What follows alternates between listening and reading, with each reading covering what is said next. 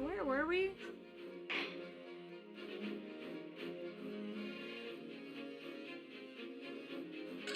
I don't remember what we were doing. He stabbed someone, wasn't it? He stabbed someone, but no one saw him stab someone, but someone saw him stab someone. It was confusing. Looks as though the police are still here carrying on their investigation. Have I done this game since I got the new mic? Perfect. So let's find Inspector Gregson as quickly as possible. Let's see if he'll take a break from his chips to look at that silver tip Iris gave us for him.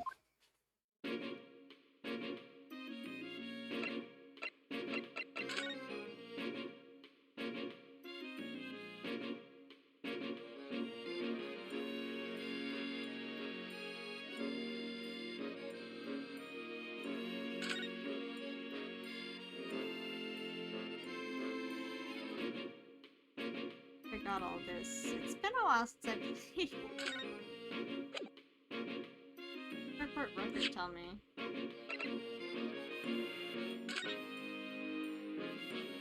Gentleman. His handwriting is adorable, isn't it? Tell the gentleman in black whatever he wants to know. I trust that won't be a problem. It hasn't been 4 years. Yes, the handwriting might be adorable, but the message is ominous. There's no room for sentiment there. I'm sure it's simply the way you're interpreting it, Mr. Naruto. Anyway, I do hope the inspector will tell us what we need to know when he reads it. You don't think we'll just make him munch piping hot chips until steam comes out his ear, do you? Well, that wouldn't be an entirely terrible outcome. It'd be fine if he did that.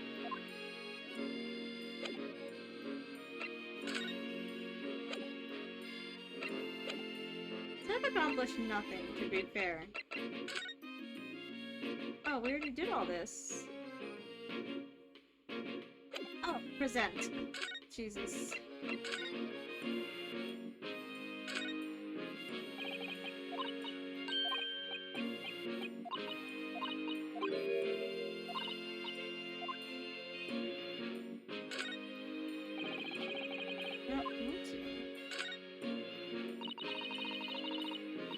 Miss Major. Yes, and you can train the Scotland Yard detective to do whatever you want with just a single one. Iris must be the most powerful 10-year-old in the world. How much is 5 shillings, by the way? What is it really worth? Well, it's probably enough to buy all the chips the inspector could possibly eat in a whole month. 5 shillings is not that much, guys. That's greasy. Oh, present. There we go. Inspector Gregson, do you have a moment? Sorry to say I don't. I'm a very busy man. Much too busy to have to prepare foreign gadabouts, that's for sure. We have these for you. A present from Miss Iris Wilson. What? For me? From her ladyship? His ladyship? Her ladyship. Give that here at once. Come on, hand it over. That's for me. Don't wait for me to give it to you, will you? What was that coin exactly? It's a silver crown, obviously, but it's a lot more than that. It's, well, it's an appearance fee, that's what it is. Lady's hip. Appearance fee? Oh, I see. You mean... That's right, for the adventures of Sholmes. Her ladyship always offers me a little financial reward for featuring me, every time. Yes, yes, of course. I know all about your exploits, Inspector. I read them avidly. Of course, hers using my name without my say-so does make me the butt of a lot of unpleasant jokes, but still. I'm sorry, Inspector. That must be difficult for you. Never you mind that. So, what do you want to know then, eh? Sorry? Tell the gentleman in black whatever he wants to know. I trust that won't be a problem, it says. She's chair number 2. Well, obviously it's not a problem. Go on, fire away. What do you want to know? Well, if you wouldn't mind, Inspector. I'd very much like to know the address of Mr. Natsume's lodgings. Ah, the little knife-wielding, mustached Japanese fellow. He lives in a right-old hovel. It's just over there. Look. Flinging french fries. On the first floor of that house in the corner, that wreck of a bicycle's propped up. I didn't grab a water, which is what I need to grab if I'm gonna be reading.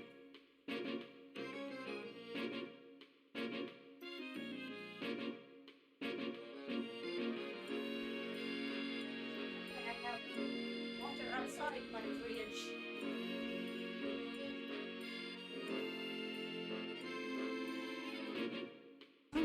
That is nearby indeed. If I remember rightly, the landlord is a Mr. John Garadeb? Right, well. If you see her again, you make sure you give her ladyship my regards, you hear? I mean it. Tell her that Gregson sends his very best wishes. Don't worry, Inspector. We will. Bye for now, then. Long live her ladyship.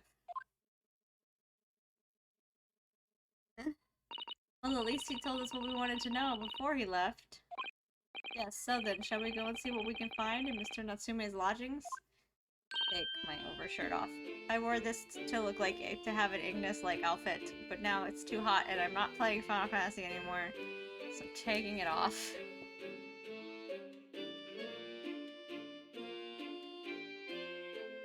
Definitely.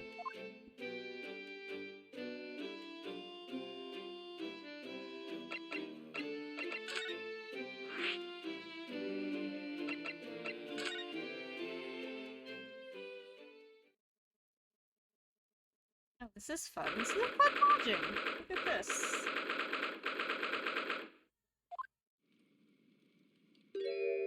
Well, here's another maid. Yeah, I wore it to be... It's part of my Ignis outfit, except I don't have the right gloves. No, it was my Ignis. I was gonna dress up as Noctis, but I don't have anything of Noctis's except the shirt. So... And Prompto's clothes are uncomfy. I don't have the right gloves, so I was wearing these, but they make my hands sweat. Not my maid. May I help you?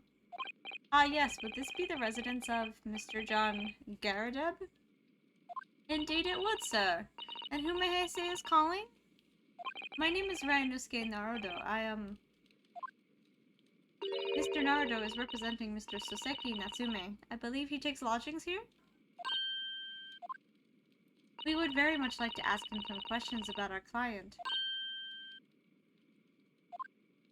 One moment, please. I shall convey the message to Mr. Garadeb.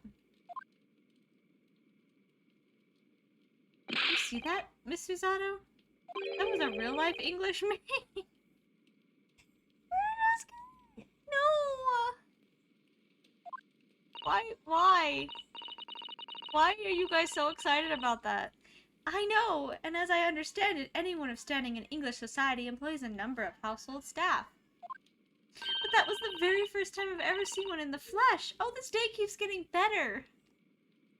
Certainly feels like we really arrived now, doesn't it? We need only to meet a butler, and the experience will be complete. I'm not sure if I'd go that far, but I understand the sentiment. Thank you for waiting. Mr. Garadeb will see you now, this way. I keep wanting to say Garib, and it's not. That's not the name. Well, let me look at your hand. What's up with your face, girl? At your house. It's interesting. There's a full-size cannon. What is it doing in here? Oh my. It's real! I thought it might be a replica. That old thing? Bah, that's little more than a toy. Sorry? The army was selling it off when I retired, so I decided to give it a new home. You never know when the enemy might attack next. Jolly useful to have a cannon about the house. Really? It isn't overkill? Be prepared, I always say. You never know what this twister world's gonna throw at you next, boy. You think there may be trouble brewing, Mr. Garadeb? Always is. Take Joan here. Never fails to have a clean apron in reserve. Dries them over the barrel, you see. They dry very well in the cannon there, Joan tells me, which rather proves my point, I feel. Reduced to a drying rack. No wonder the huge cannon looks like it's hanging its head in shame.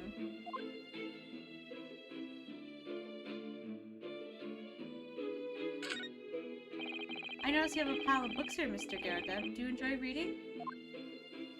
Ever experienced a London writer boy? The nights are long. No better way to pass the time in front of the fire with a jolly good book. Oh! There's a copy of Rant's magazine here, I see. No doubt Mr. Garrett enjoys the adventures of Sherlock Sholmes, too. The great detective has a great many followers, it would seem.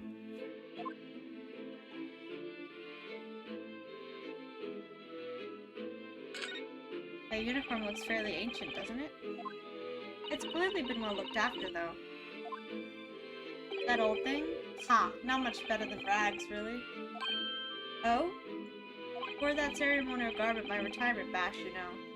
But I'm not one for dwelling on the past. Would have gladly thrown it out, but you know how it is. Anyway, it doesn't hurt to have the odd piece of memorabilia lying around, does it?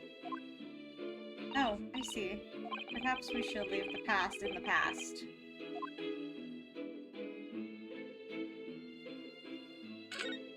Are those mortar shells? They're enormous! Oh, I hadn't noticed. What are they doing here? They shouldn't be in a house. Can we talk about that? Ah, those old things? A couple of little rounds I accidentally fired into the barracks during training, you know. Became a bit of colorful regiment folklore, that incident. You mean you deliberately hunted out the spent shells? Well, I wouldn't say deliberately, exactly. They're only scrap iron, after all. Usually just thrown away, I believe. But you never know when things might come in useful, do you? Useful for what, exactly? Yes, well... I don't like that he's stirring his tea with that. Joan here did manage to knock one of those bally things on my foot the other day when she was dusting. Oh no. Hadn't shed a tear since 1869 before then, you know. Maybe you would consider throwing them away?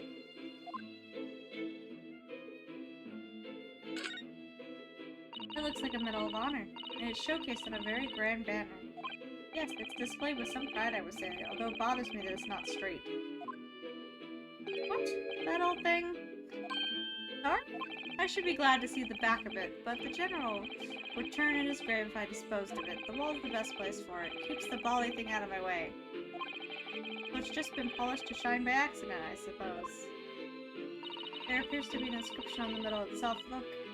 Let me see. It says, for distinguished participation.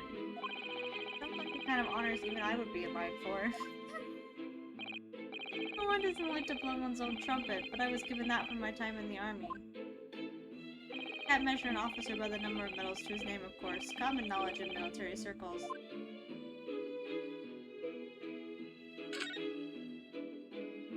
That portrait of Mr. Garrity was glaring at me, I swear. Have you noticed that all the little frames contain photographic prints of Mr. Garridev as well? Yes, and there seems to be a statue of a lion on the mantelpiece as well.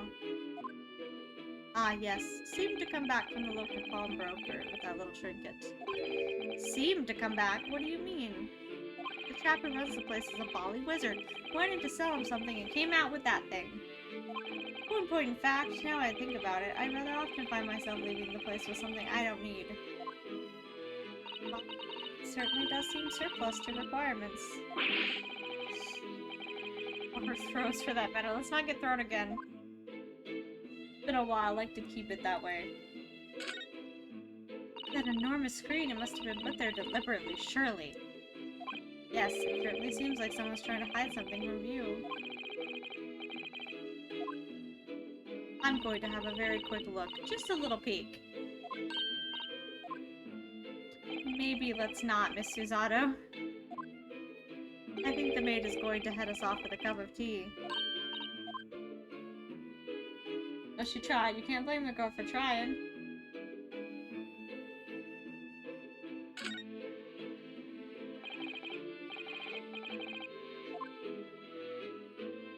Pleased to meet you, sir. This is Ryunosuke Naruto. He's a defense lawyer. Do excuse me not getting up. Took a shot to the knee a few years back in the Battle of Meiwan, don't you know? Earned a medal for my pains, but had to withdraw from the service. Handed over the reins to the up-and-comings. So he's a retired soldier. Hell of a job getting up and downstairs now, I can tell you. Don't get out much, as you can imagine. Yes, it's quite a climb up here to the second floor, isn't it? I was panting at the top of the stairs. Marinusuke, I think you need to exercise more. If you're panting after going up one flight of stairs. You really must take more exercise, Mr. Naruto. Oh, she said the same thing I did. Do you think so? Well, Mr. Garrett, no doubt you were very courageous to earn yourself a medal. Oh, it was nothing. The medal's just a folder roll, really. Arrow to the... Of course they have to do an arrow to the knee. Wouldn't you like to offend the general, though? So I grudgingly displayed it on the wall. Why don't you fetch it down, Joe? Let these good people see it properly. Joe, fetch the...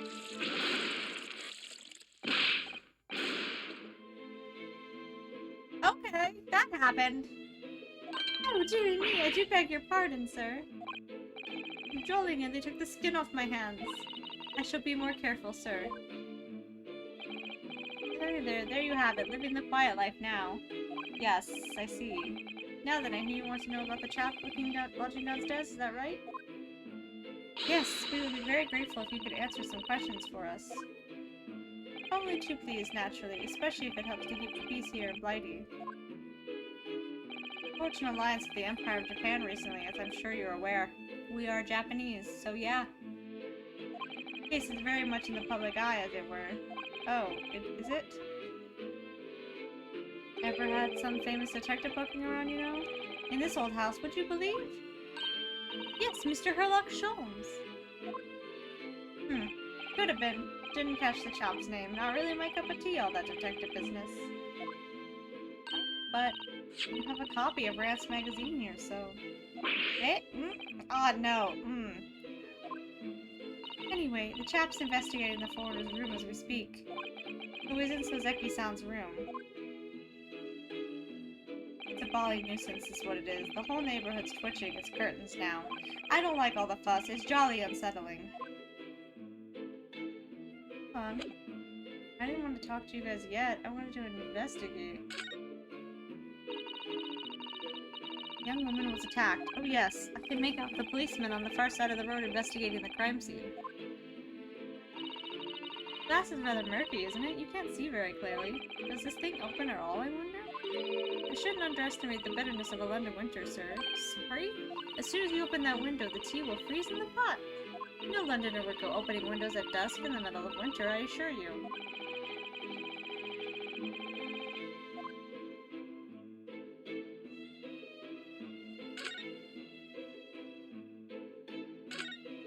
Oh look!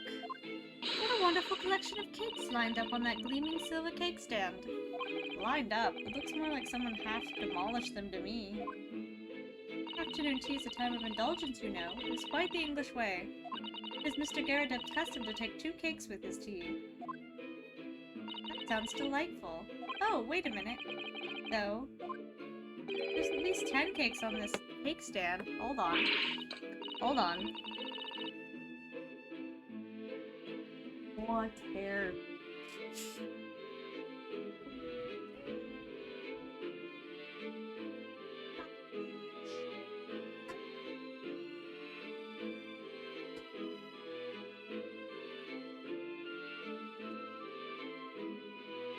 Brownie cake cookie thing, and now I wanted to have some. I'm really into sweets today. But whatever Miss Garrett doesn't eat, I say to myself, she'll have to tidy up. Oh, she eats it. That makes sense, of course. How magnanimous of you. Eat the cake, he doesn't.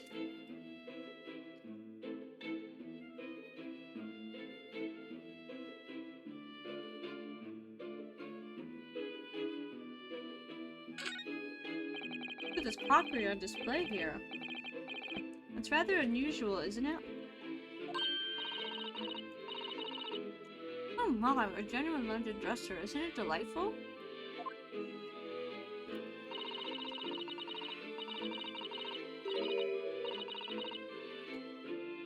And pieces, oh no.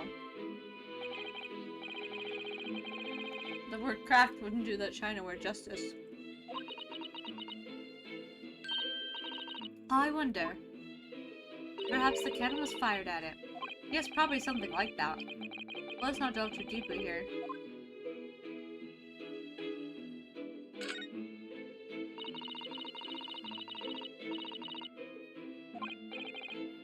Clearly supposed to be gold, but it's almost completely black for some reason.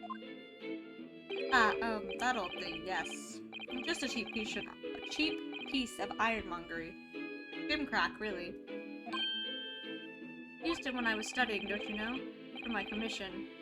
I know it's old, hardly worth hanging on to, really, but, well, still has its uses sometimes.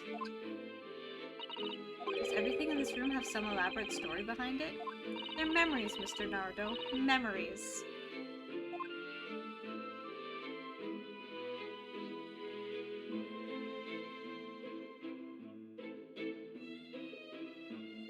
Alrighty.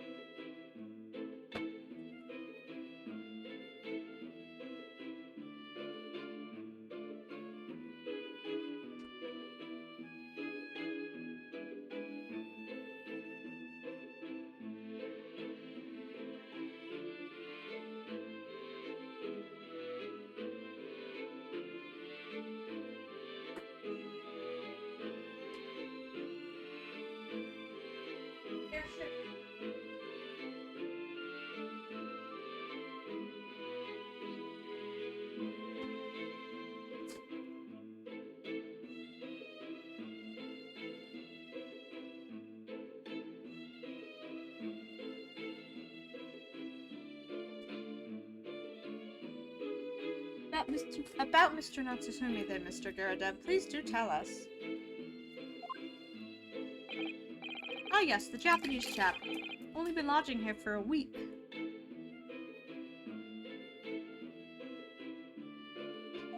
Oh, just 1 week? I'm pretty sure he told us that himself.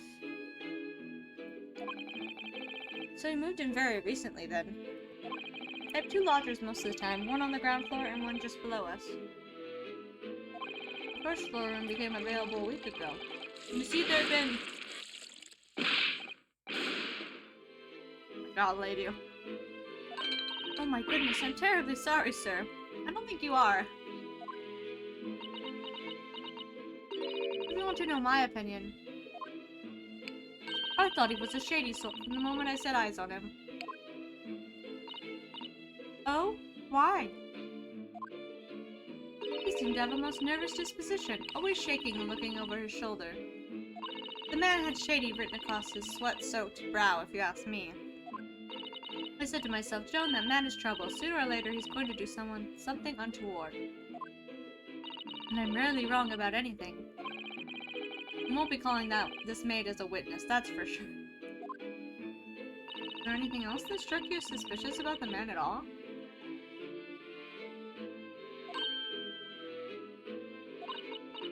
Yes! Oh yes! Indeed there was!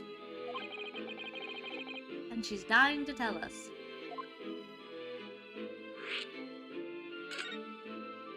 Have you noticed anything else at all about your lodger, Mr. Natsume? Oh my word, yes, the man was shadier than an orchard. But, did you elaborate? Well, take the man's room, absolutely stuffed full of books it is, more than anyone could ever read. I've read all of mine. I feel called out. And he never so much as passes the time of day with another living soul. I haven't seen a single visitor call. He just trots off to that old bookshop every single day and comes back at 5 to light the gas fire. The fine little man is up long past the time everyone else in the house has gone to bed too. This lady's calling him out for reading books. I feel called out. Oh, I see. The gentleman on the ground floor goes to bed at around 9 each night, but I've never known that Japanese fellow to retire any earlier than 2 in the morning.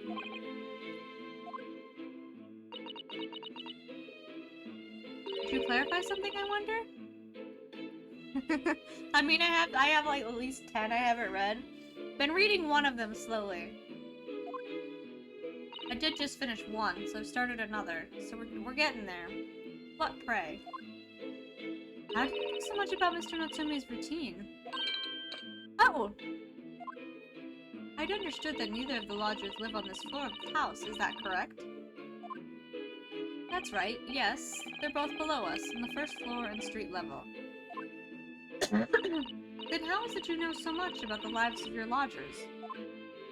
Precise times they come back in the evening, for example? Even the times they go to bed?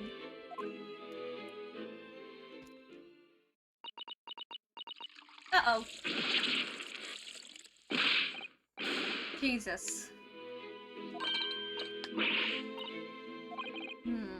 Something doesn't add up here.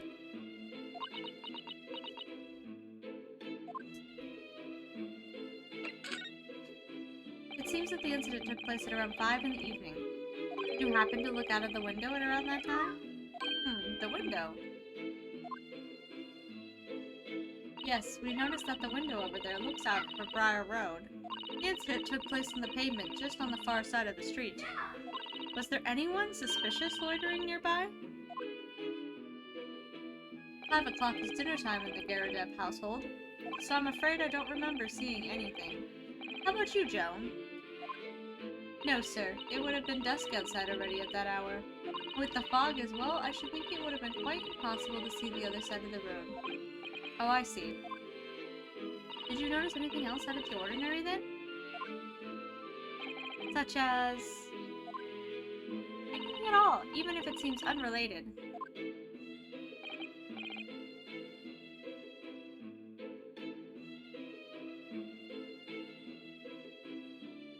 Going off for no reason in there. Yes, was there something then? Well, it's nothing particularly significant, but at around that sort of time in here, there... My man's gonna have no skin left. Oh, Jesus. Of course, sir. If I may, Mr. Naro... Mr. Naro Hollow! Oh no, that's not how you say his name! Oh no!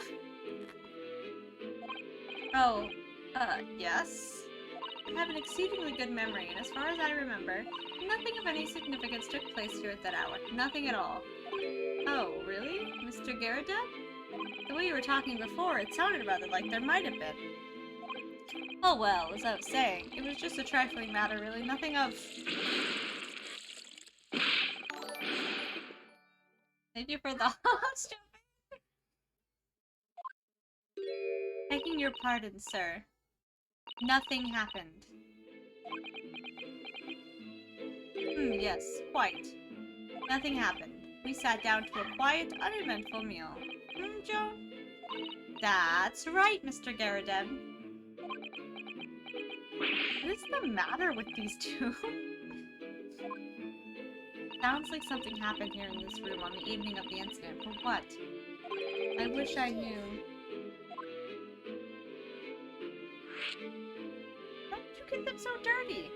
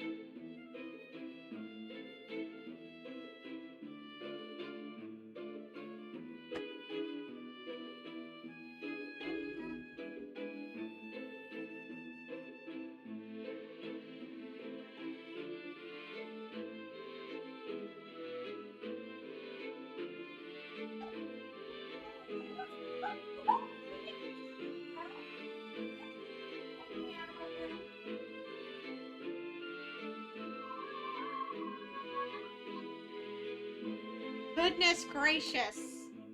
Get me out of the room.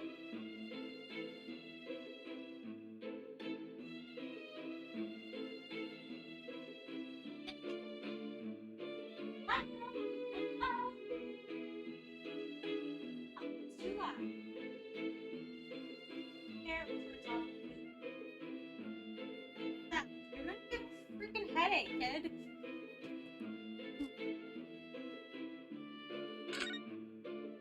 Could you tell us what floor Mr. Natsume's room is on? But certainly, just below us on the first floor.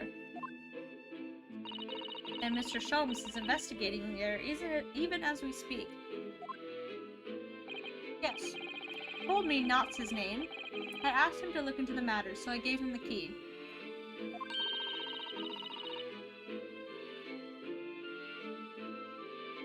Mr. Natsume has engaged Mr. Sholmes' services? That's a blatant lie. Would it be alright if we also had a look around? In Mr. Natsume's room, I mean. Don't see why not. It's just down one flight of stairs. Have to try. We need all the clues we can lay our hands on, shall we? Yes, and while we're there, we can speak with Mr. Sholmes again.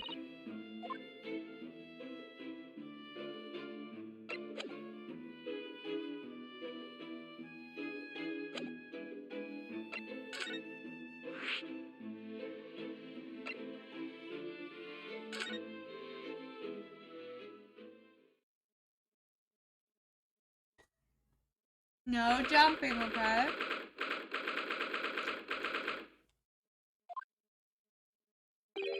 What? Just look at this place. And smell it. It's so musty in here. Where is Sholmes? That's the question. I suppose it's the mountains of old books that are responsible for that. I don't think I've ever seen so many books in all my life. Really? I mean, that's not as many as I would have expected. No, me neither. It's so dark in here, too. Is that the window over there? Well, it was the window, I think, yes, once upon a time. But for some reason, it's been closed up with bricks and mortar. So this is where Mr. Natsume lives. By the way, I haven't spotted Mr. Sholmes anywhere, have you? No, that's true, but according to what Mr. Garadeb told us, the great detective should be around here somewhere, investigating.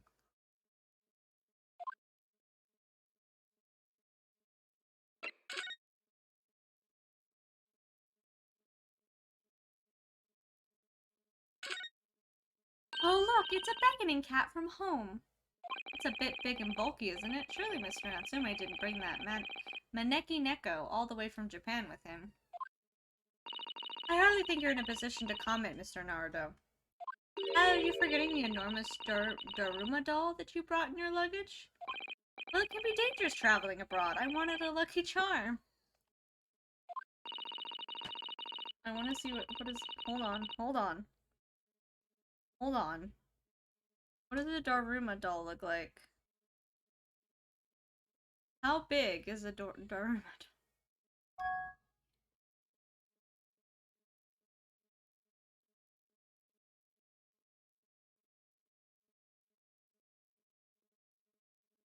Oh, is it like the... Oh, okay, I know what he brought an enormous one of these? Oh, I know what Daruma dolls are. They're the little, like, round wooden dolls that have the faces painted on them. I don't think we're getting a cat. Not doing a very good job so far, is it? You mustn't say such things. I didn't say a word. Why are my eyes such a giveaway?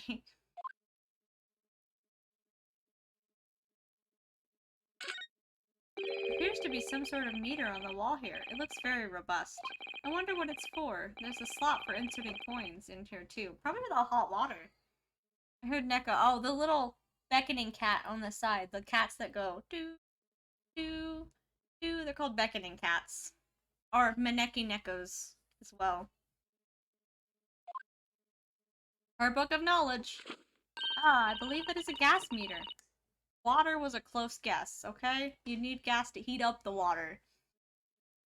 A gas meter? Yes, it seems there is a piped gas in this district which customers pay for by putting coins in the meter. So if we were to put a coin in the slot, that would be enough gas to use the lights and the gas fire for the whole night. If you're too poor to have a coin, you have to spend the night in the dark and freezing cold. That's right, as a rich man who only carried crisp white notes. I mean...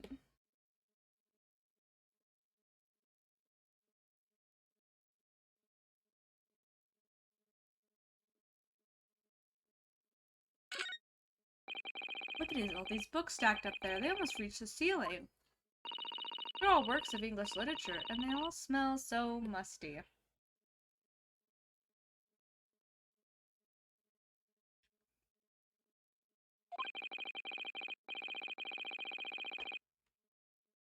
With this volume of books to hand, you'd never be short of reading material, would you? No, what a dreamy idea. A bad dream, maybe, for me at least.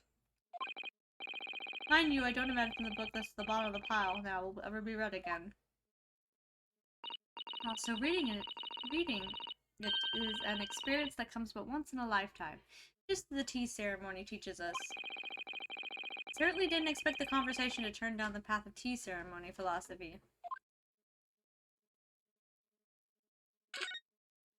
That desk seems to be wedged into a crevice between the mountains of books on either side.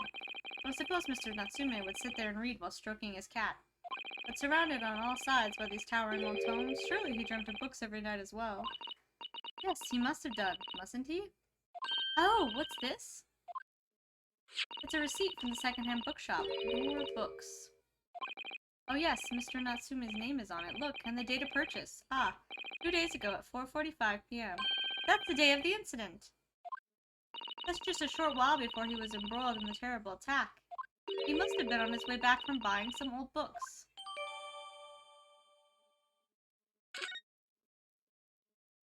Hold on, just remind me to look at the receipt when I'm done the room.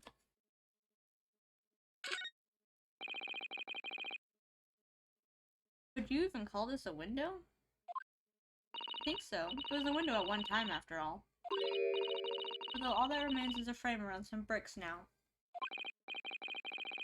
So really, it's just a wall then, isn't it? Or why would anyone deliberately brick it up like that? I'm afraid I have no idea. Ah, perhaps Mr. Natsume painted the brick design on in a fit of whimsy. Ugh, that's alarmingly feasible. Anyway, whatever the reason, the lack of ventilation in here makes this place very oppressive.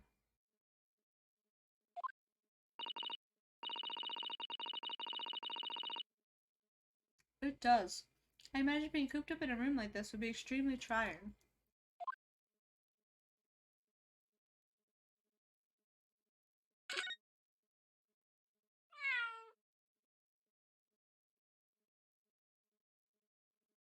Oh, where'd you go?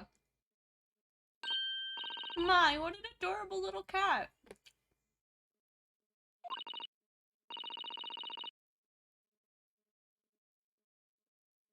Perhaps he's looking after all the books while his master is away. I don't know about that. He disappeared into that pile of books as quick as a flash. It was a tri-colored Mickey, wasn't it? Do they even have that sort of cat here in Great Britain? Tri-colored, that was a calico. I guess that's what they would call a Mickey. Perhaps Mr. Natsume brought the little creature with him from Japan. That's made me feel homesick now. Already? We've only been in the country for 2 days.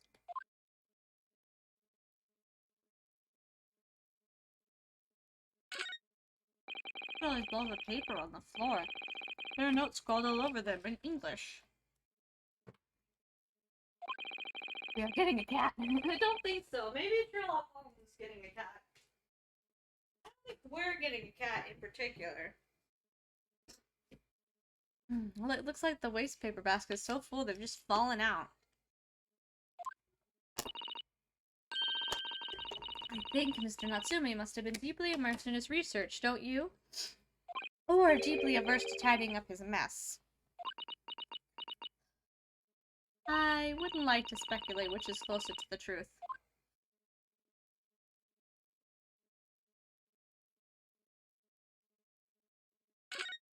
Found you!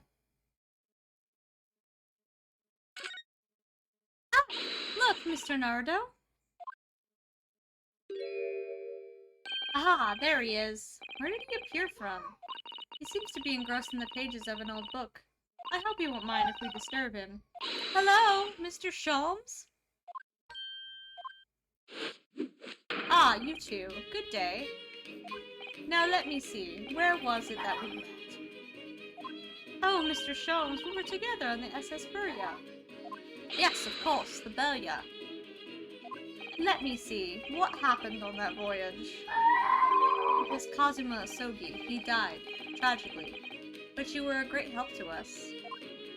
Ah, yes, but of course, the case of Mr. Asogi. It was the one with the snake, wasn't it? Oh. Well, you seem to remember something of it, at least. Hey! No screaming or we put the tablet away. What an honor to be remembered vaguely, but the great Sholmes! Oh.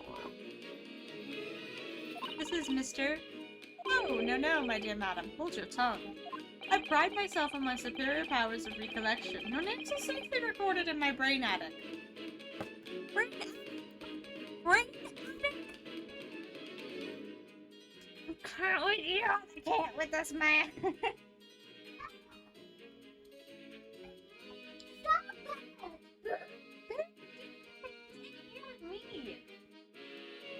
What are you yelling about? You don't eat food. You didn't.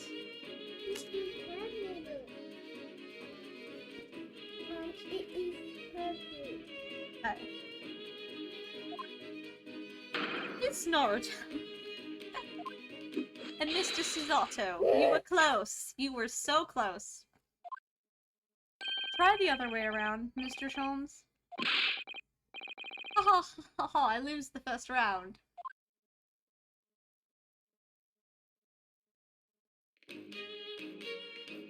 In truth, I had hoped to invite you both to my Baker Street suite the day we arrived in London.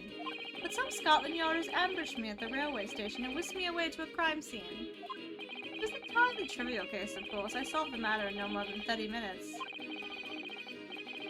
Yep. I see you. Can we help you up? Okay. I'm sorry. I'm afraid that this surveillance of a new case has dulled my recollection of my past involvements a little. A little? It is a mistake to think that one's brain attic has elastic walls and can extend to any extent. I do my best to forget useless facts, lest they should elbow out the useful ones. Oh, he's calling it a brain attic! Oh, his mind palace! I was so confused why he was saying brain attic. Yep. What? No, we're not wasting band-aids, baby. We don't have that many left. Gonna have to... We'll see, okay? He was talking about his mind palace. Okay. He went from palace to attic. Those don't correlate. Yes, those are my own words of immutable wisdom. You know, from an adventure entitled A Study in Scarlet. Please, there's no need to quote yourself. I don't always remember my pearls of wisdom, but fortunately my associate pens them beautifully. He means Iris, I suppose. Mr. Sholmes, we have some extremely important questions to ask you about the trivial case you just mentioned. Goodness, what an earnest expression. My dear madam, I should be only too pleased. This murky room is an apt place to discuss this murky case. Sholmes, you punk.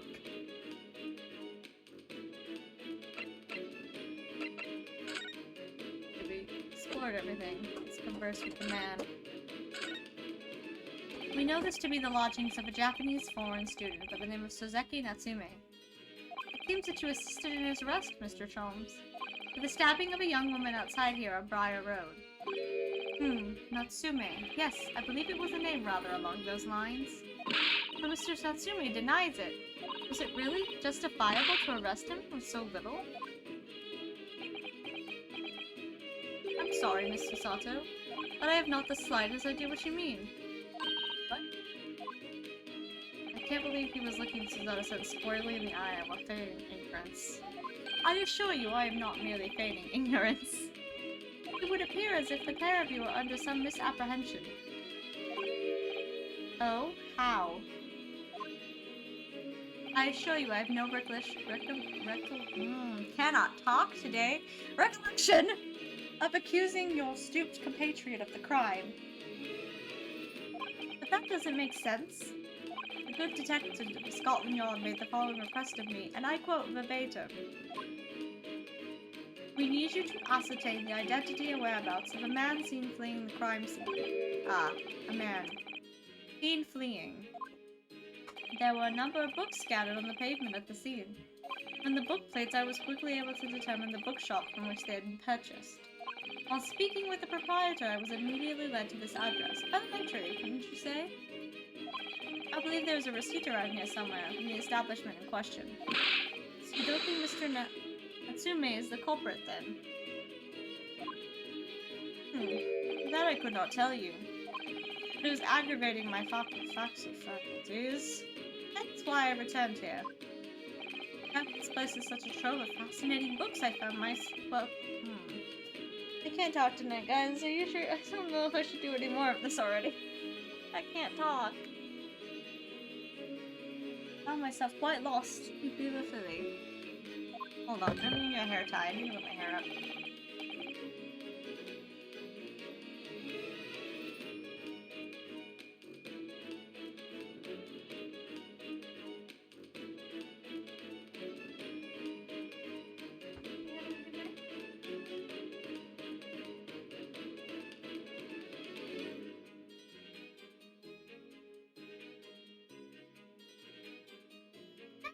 Do not be deceived into believing that I am a man of leisure. No, no, no.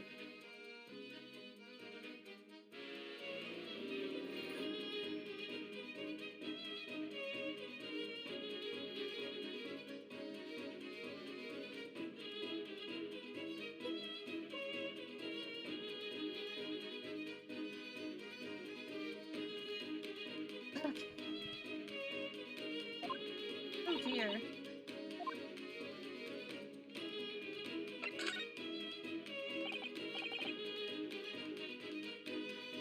Oh, tell me. Hold on. Actually, I want to look at that court record before I forget. Okay. I go to the landlord of these lodgings. Hair spotting. Not like a day for my hair.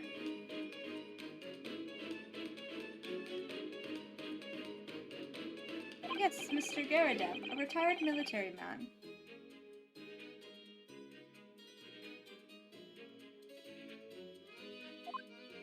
It was the first time I've ever met a soldier from the great British institution that is the services. It was the first time I've ever met a maid from the great British institution that is service.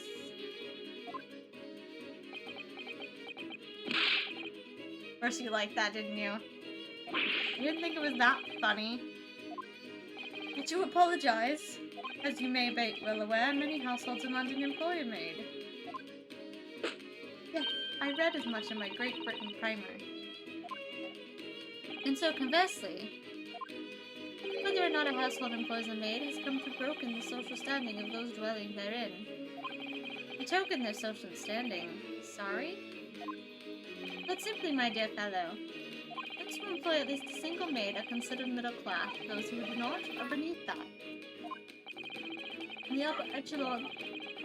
the upper echelons of society, of course, households employ enough staff to constitute a large family. Goodness, how extraordinary.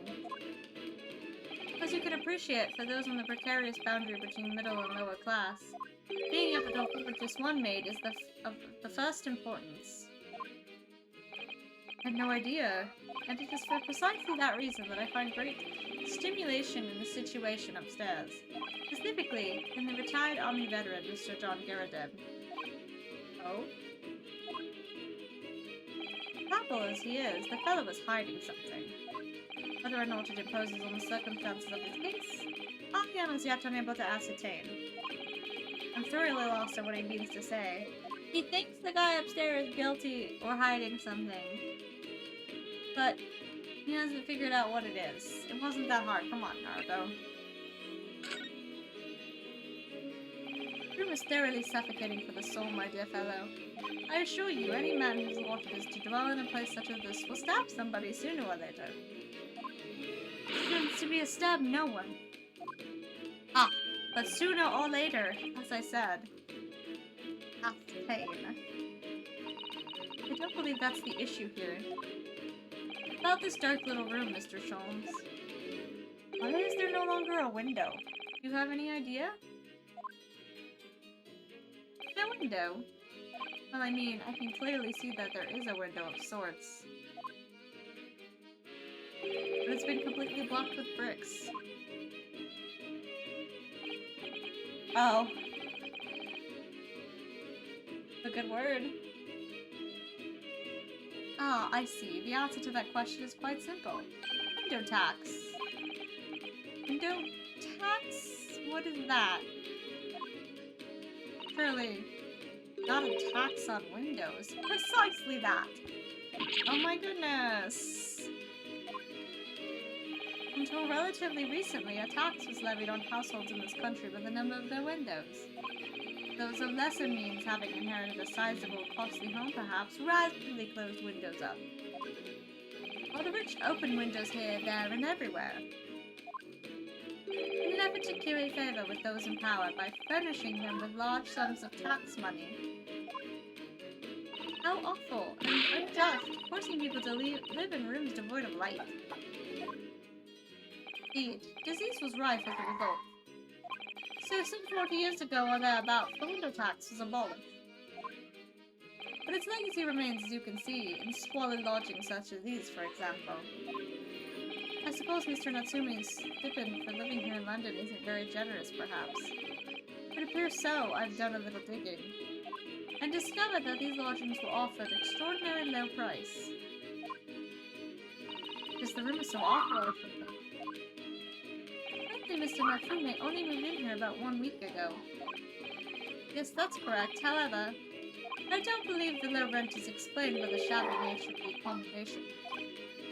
Oh? Still, that is of little relevance here. A matter not worthy of further attention. Are you sure? I'm curious now.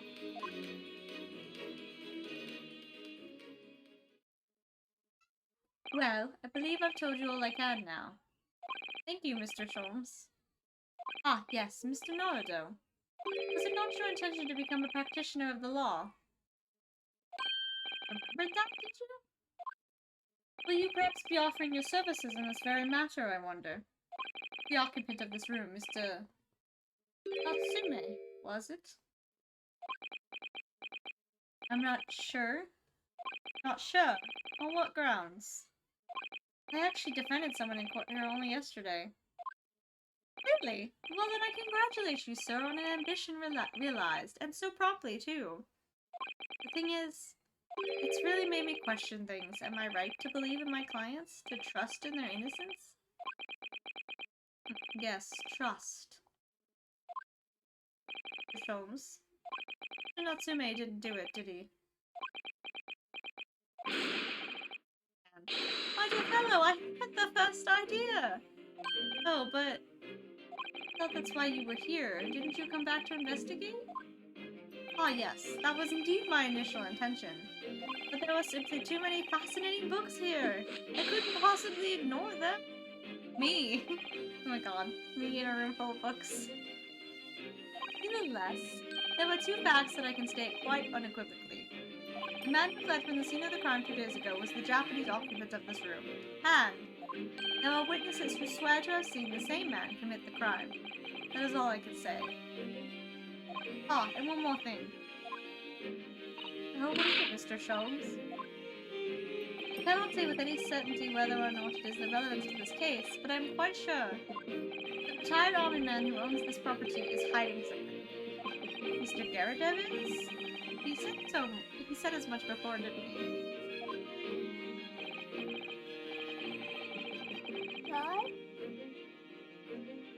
What?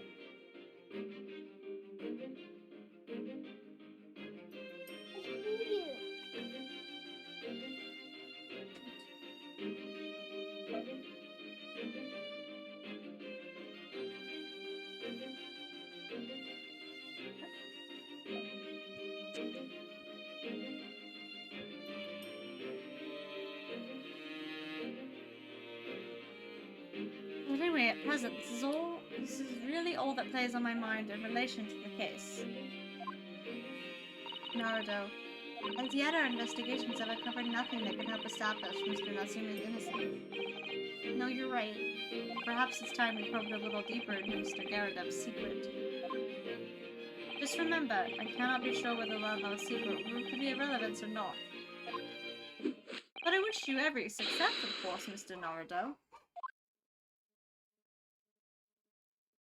A busy man indeed. He's gone back to his book in the corner of the room.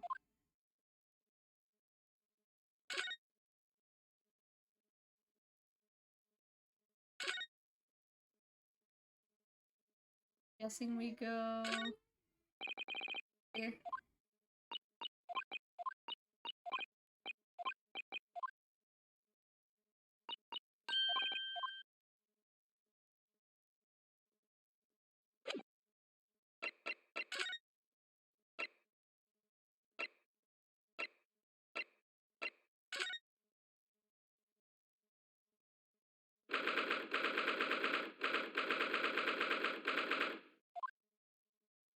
Aw, you pair again.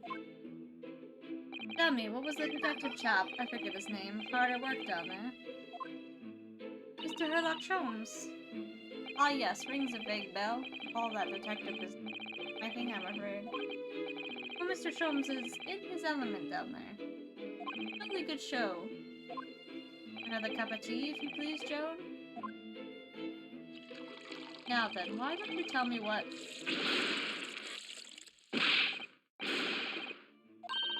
I shall be serving dinner shortly, sir. Oh, yes, of course. Frightfully rude of me, but I'm afraid I shall have to ask you to take your leave if you'd be so kind. Oh, yes, of course. We are deeply grateful for all your assistance. Not at all, not at all. Don't get much chance to talk with young foreigners like yourself. It's been a pleasure.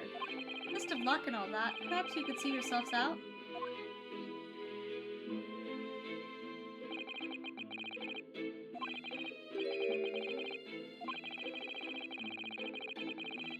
Perhaps we should do some digging.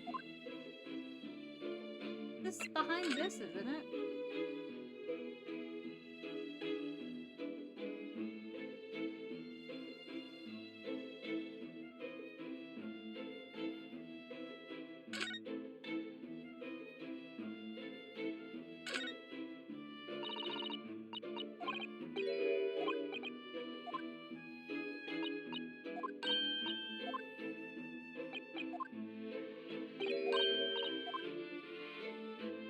That's where we need to look, though.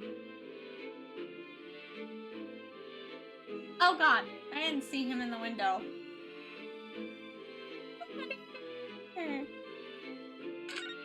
Oh, what's he doing over there? Mr. Sholmes? My throat. Aha, we meet again, my dear fellows.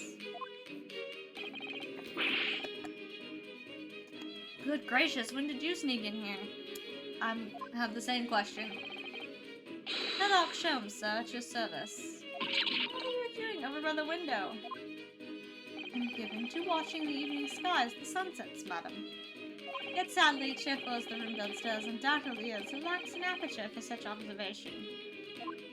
I took the liberty of borrowing a small corner of space by the window up here.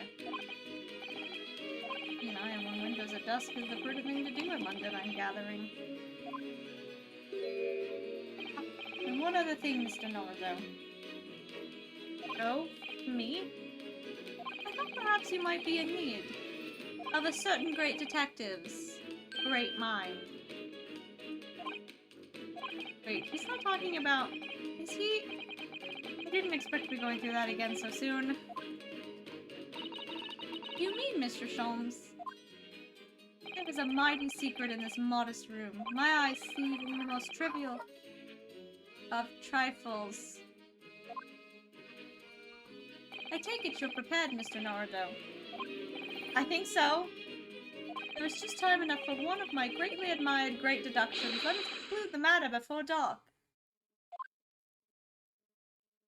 I love him, but I hate him. Together, Dad. Though it would seem you are a military man of considerably distinguished service. The standing of a landlord is most certainly not what one might call first-rate. I'm afraid, sir, that is all too clear to me. There are two conclusions I've been able to draw by careful observation of your living arrangements. Pardon? First, is that even as we speak, you are concealing the presence of a ferocious beast in your care. And the second is that as a result of the beast's violent rampage, you have lost something very dear to you. Narrative, look. The old man's broken out in a cold sweat. Unbelievably, it seems Mr. Sholmes' conclusions are both spot on. How could you possibly... How could I possibly know, you mean to inquire? The answer couldn't be simpler, sir. We're in the dense jungle of logic and reasoning. I am the king of beasts. Jesus fucking Christ. This man...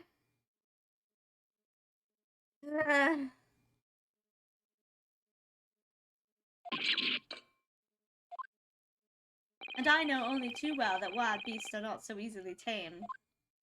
So, shall we begin? Once again, Herlock Sholmes is proud to present Logic and Reasoning Spectacular.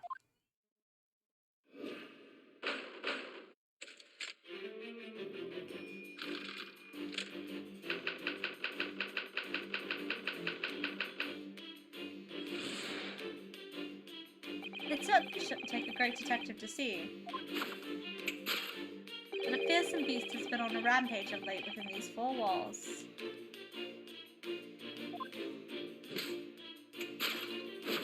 Thus, we are faced with the question, what form might the beast take?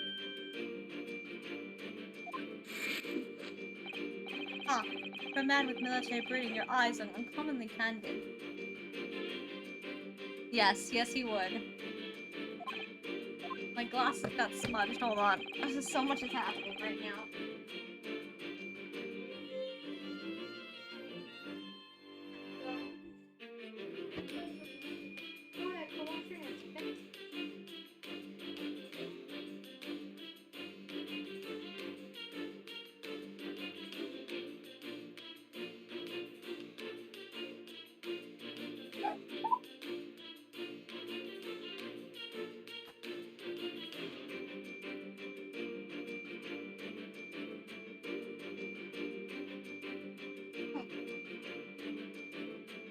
Your furtive glance, Mr. Caradeb, leads us directly to the answer.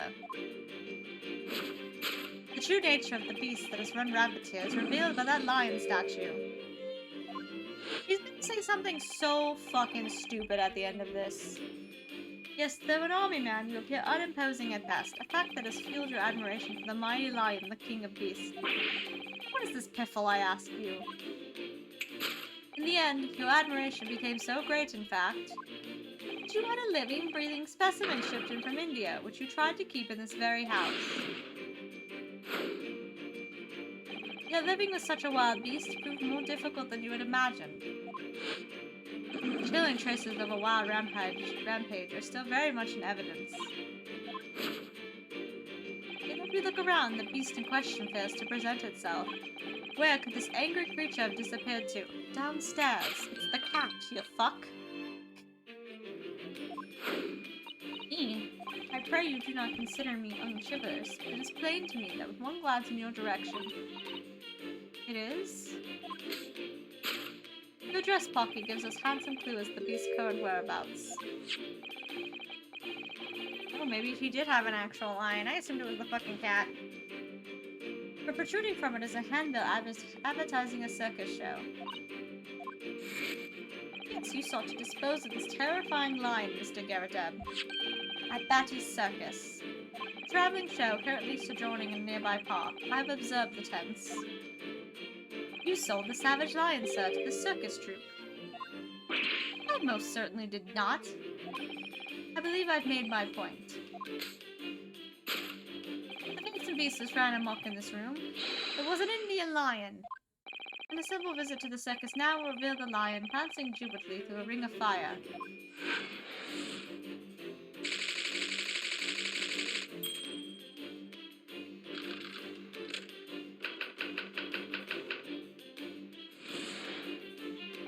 Now, Mr. Garazeb, it is plainly clear that you still have deep feelings for this formidable beast. Indeed, in that bleak pose, the distress this loss has caused you is very tangible. Your head weighs heavily on your shoulders, the pain you feel being revealed by that supporting arm. Amid fits of tears, you let your beloved beast go. The strain of losing something so dear to you is clearly visible in your visage. Nonsense, man, I simply... What, we must now ask ourselves, is the true cause of this pain? You really need to follow the direction of your gaze to find the answer. Yes, it is the pile of bills that has given rise to the pain you suffer. Every envelope contains another demand for payment. A cartloads of meat, potatoes, wheat, and tea. Indeed, feeding your beloved has had a devastating impact on the financial circumstances of your household. So you had no choice but to let it go. Now, in a final fit of rage, the ferocious beast carried out one last, unimaginable attack. Unimaginable? The aftermath of which can be clearly seen by observing the carpet over there.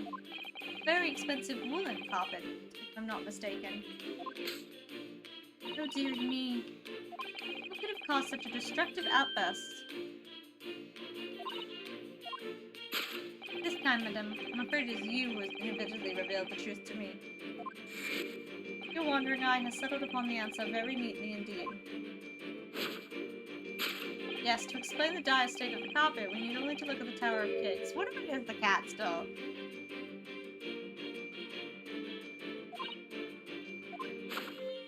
Because I feel like the room would be more distorted if it had been an actual lion.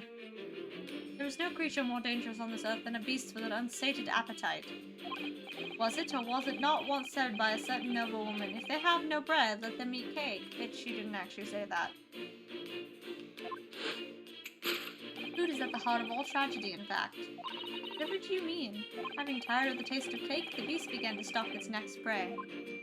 I'm sure I need not spell out the nature of this final act of destruction carried out by the beast.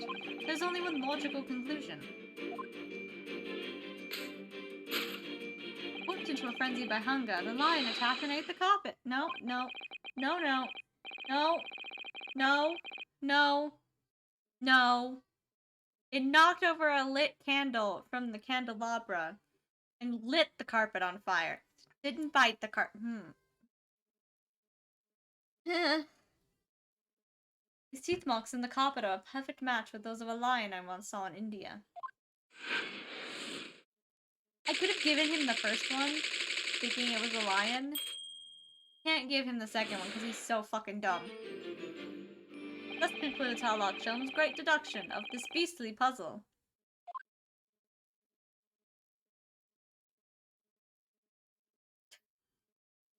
Oh god, lady.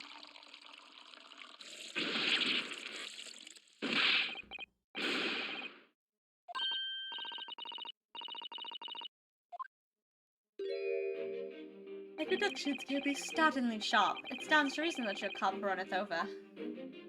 Indeed, my revelations can make people spill tears at times, too. Mr. Sholmes, sorry to butt in again, but could I make an observation? Why, certainly, Mr. Naruto. What is it? Again. Well, your deductions just now, do you really think a lion could have fit inside a room of this size?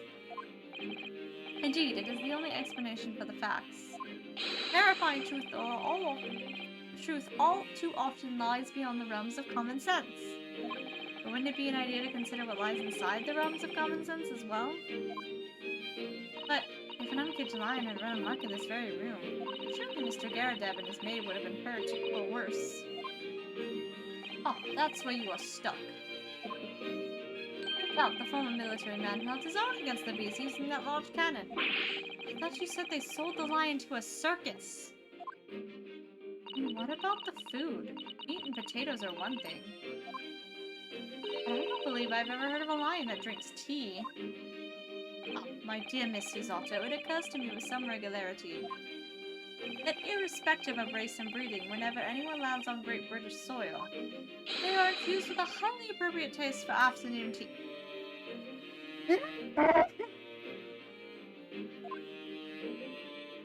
Oh, what a glorious notion. Don't encourage him. Well then, Mr. Naruto, your turn to shine again. I had a feeling that was coming.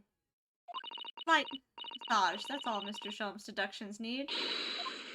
Excellent. I've been waiting for my trusty partner in deduction to step forward, Mr. Naruto. I don't even know yet whether or not this is going to help Mr. Natsume's case. Still, uncovering the truth is always worthwhile, whatever the motivation. At least, that's what I want to believe. Let us start again. From the beginning of Herlock Sholmes. Logic and reasoning spectacular.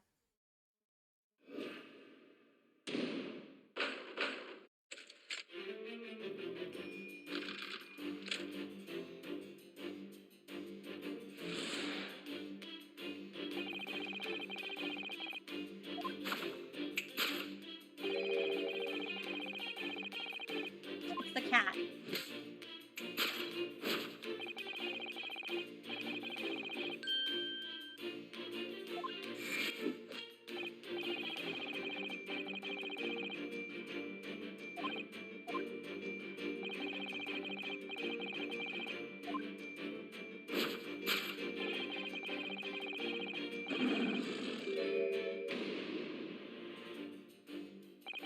I really didn't see the lion thing coming.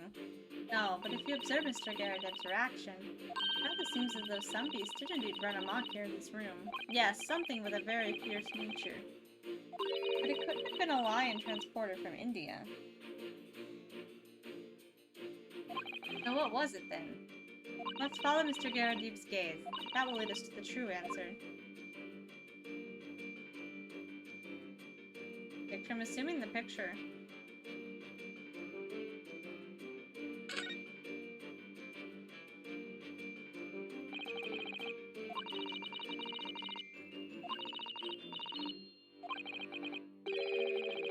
Can't make out his bride. He must have struck the glass over the woman's face.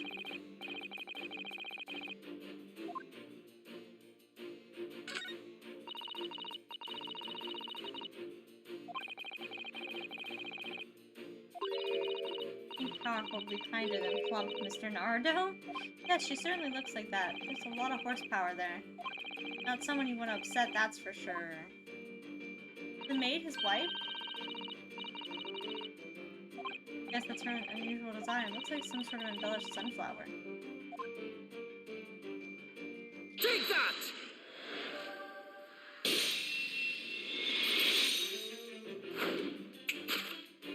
True nature of the beast that has run rampant here is revealed by that newlywed bride. Precisely, Mr. Naruto. No other explanation could possibly fit. Yes, this framed picture of your wife, Mr. Garradeb. And while we lament on the fact her face is obscured, you can still make out her mighty arms, and note the considerable horsepower they must contain.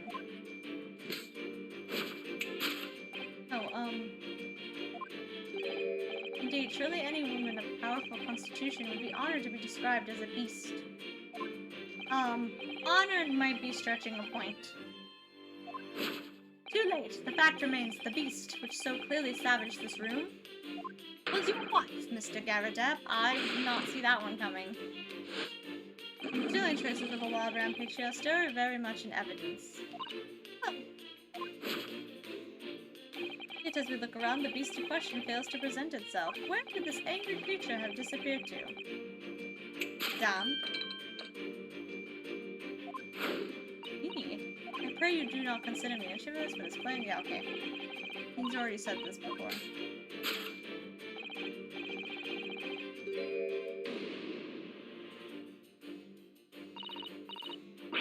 Poor, fragile, defenseless woman is beside herself. Well, know about fragile?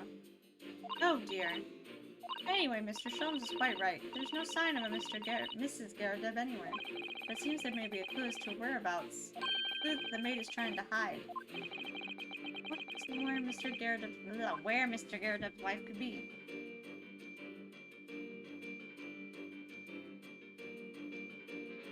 Ah, you are wearing a ring! Fucking knew it! Take that!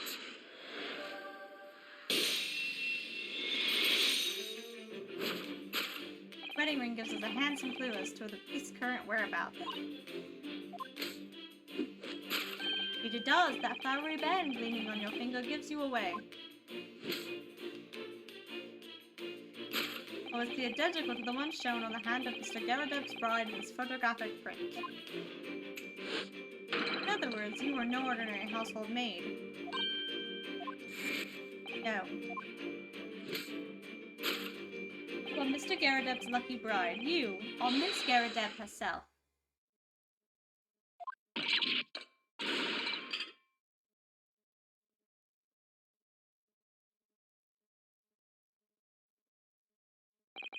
A jolly fine detecting, sir.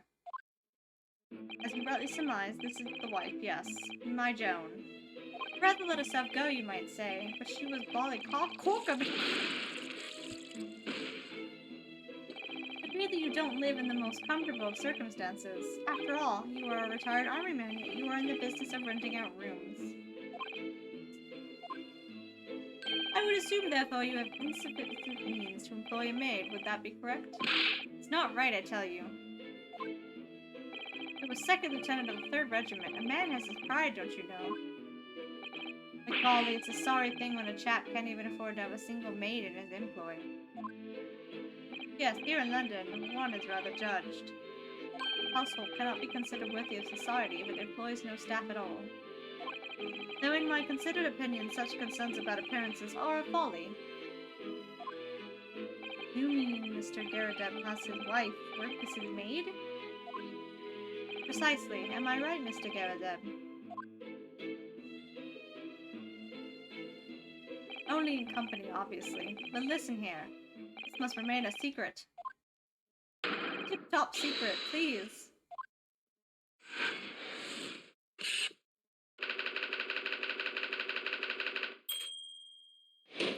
Hold on, I'll be right back.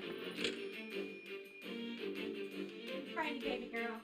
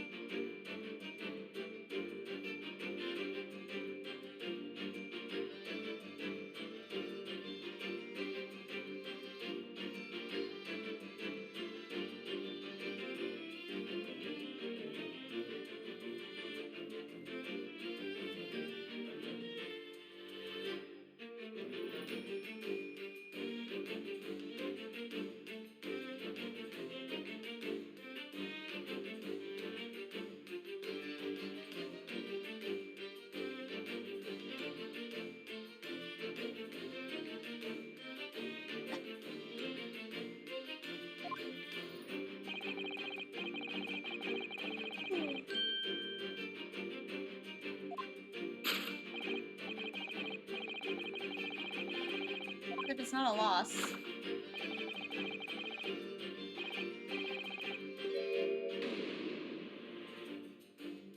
Sholmes is quite something. He's still calling Mr. Garrideb's wife a beast. Yes, as a woman, that feels rather uncomfortable. But Mrs. Garrideb is standing right beside her husband as we speak. In other words, he hasn't lost his beloved at all, has he? Oh, how true! So perhaps it's supporting arm that seems to be propping up his head. There's some other significance then. According to Mr. Sholmes, Mr. Garrett is changeable, though. What that close of his really signify? Oh, no. Oh, my lord. Oh my, look at that bright red mark. Gosh, that's quite something. And clearly made by somebody's hand. Yes, Mr. Garrett has been slapped on the face, it seems. Hard. I've never seen such a clearly defined mark. Whoever could have done such a thing? Well, there's a very limited number of candidates, I'd say. Take that!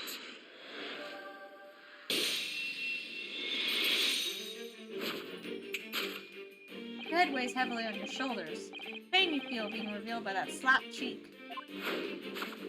And of course, the deliverer of that impressive mark on your cheek that refuses to fade. It was you, Madame, Joan Garrideb.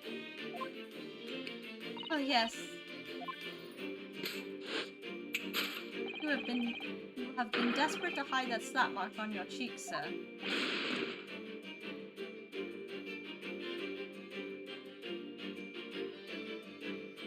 How the blazes? How did you work that out, man? Nothing escapes the notice of one trained in the art of observation, my dear fellow. That's why you haven't looked directly at us, even once.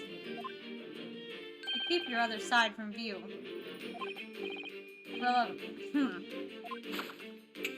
Now, let us proceed to the next conundrum. Why were you subjected to such a violent slap? In other words, we must ask ourselves what caused Madame Garrideb to fly into a rage.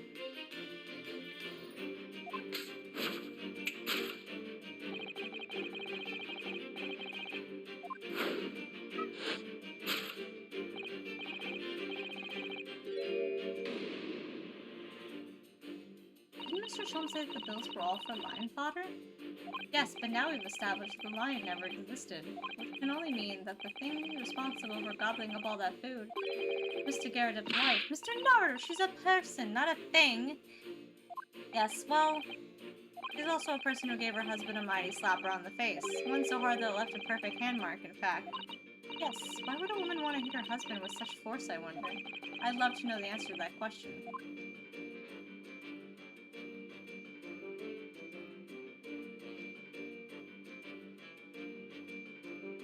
Take that!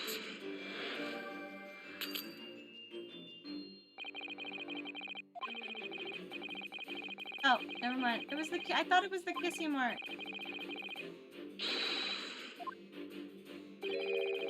Sorry. I was wanting you to hear it. I'm quite sad.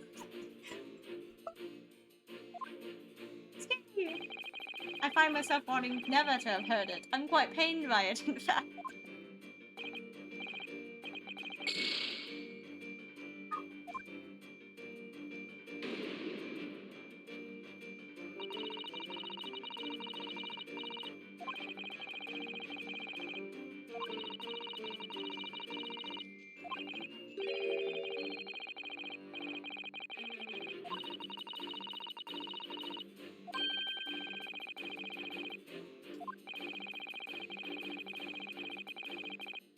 Isn't it the bookmark?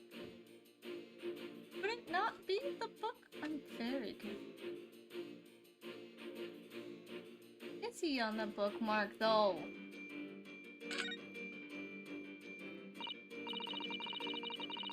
There's a bookmark here, look. Garrideb is clearly an avid reader. Oh, wait a minute. I don't think this is a bookmark. Oh no, so it isn't. It's a note written in a woman's hand. Oh, James, I love you. Yours, Mary. That's right. That makes me so annoyed because I literally clicked on the thing because I saw the kissy mark. And it is going to be correct, but because I didn't examine it first. Made with lipstick. Oh, what a passionate romantic gesture. Don't get any ideas, Suzato-san. Oh dear, I'm sorry. This bookmark is actually a love note then.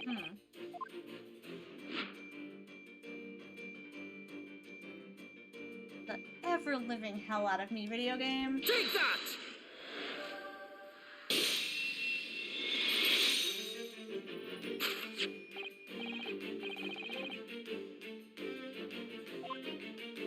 Oh, James, I love you. Yours, Mary. Passionate indeed. Perhaps the sender of this note, a certain Miss Mary, is the fly in the ointment here. Oh my god, she hit him again. But I don't know the Bali woman. You don't know her? The note wasn't written to me. It was just in the book. I don't know how it got there. It was just in there, you say. That's right, that's what I've been... A likely story. Now listen here, Joan, old thing. I explained at the time. I bought the book at the second-hand place, and the note must have already been in there. So, the previous owner of the book was using the note as a bookmark, you mean?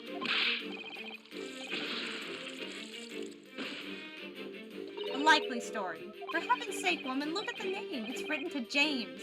My name, in case you've forgotten, is John. A likely story. Are you questioning my name? There we have it. Arouse the suspicions of the female heart, and you unleash a beast with the most ferocious bite.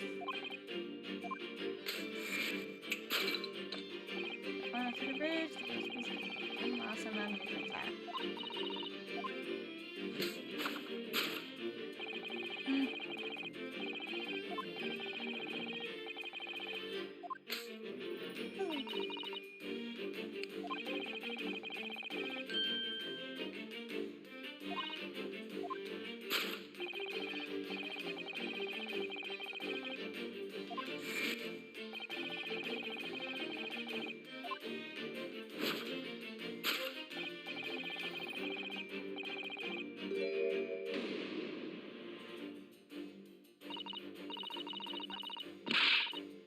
No, of course not. But there doesn't seem to be any doubt that the state of disarray that this room is in is a result of her wild temper. No, that's true. So this is the last part of Mr. Sholmes' seduction that we need to fix. We need only to follow Mr. Garrett's gaze, and that will tell us the real answer. Alright, let's see what we can see.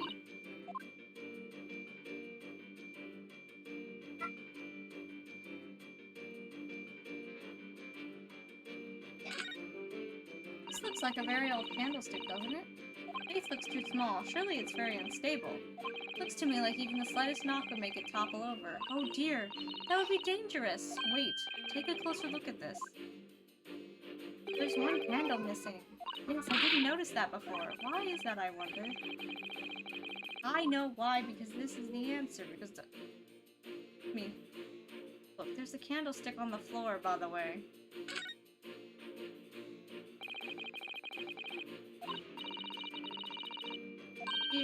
Tears much those made by the Indians' lion teeth. Oh, look here! What is it? If you look closely at the edge, you can see scorch marks. Ah, yes, so you can. In that case, perhaps the carpet wasn't eaten in the normal sense at all. Let's rethink this with that in mind. To the candlestick. Take that!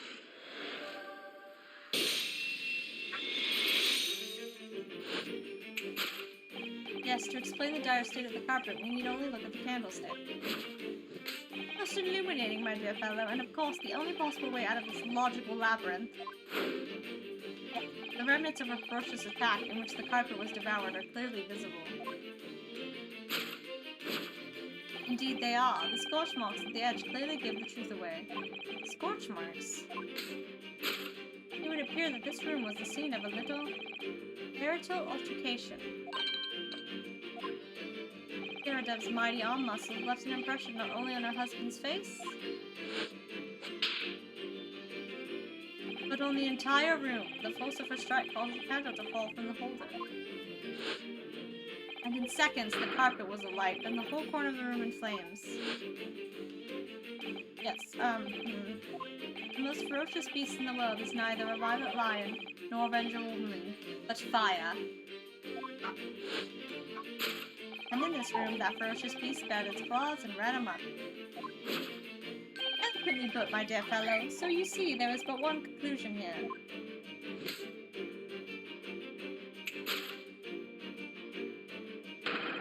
sparks of marital discord flew. The room was the scene of a fire.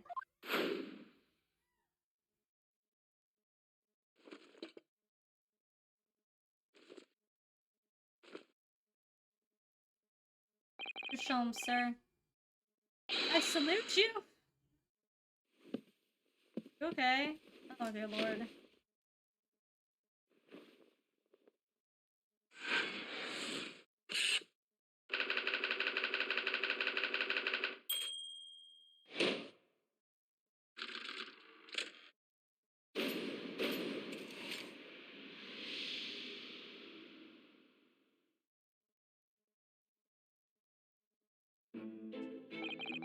Dashed long winter nights, you know. Nothing to do but read in front of the fire. Luckily, there's a jolly good second-hand bookshop just around the corner. Buy all my old novels there.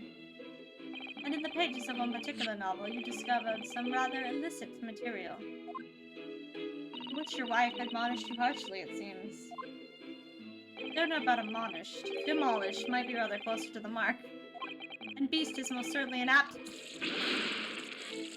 Here we go again. And the carpet? Was that destroyed by fire when a candle before? Afraid to say it was. Happened in the blink of an eye, you know. The whole place filled with smoke. Couldn't see a bally thing.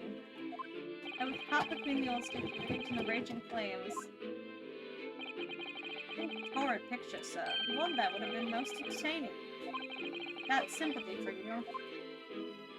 Didn't take long for the fire to spread, of course. The bally furniture started going up as well. I had to hide the mess behind that screen for the time being. Over here, Mr. Garadeb. You have nothing more to hide now, if you'll allow me.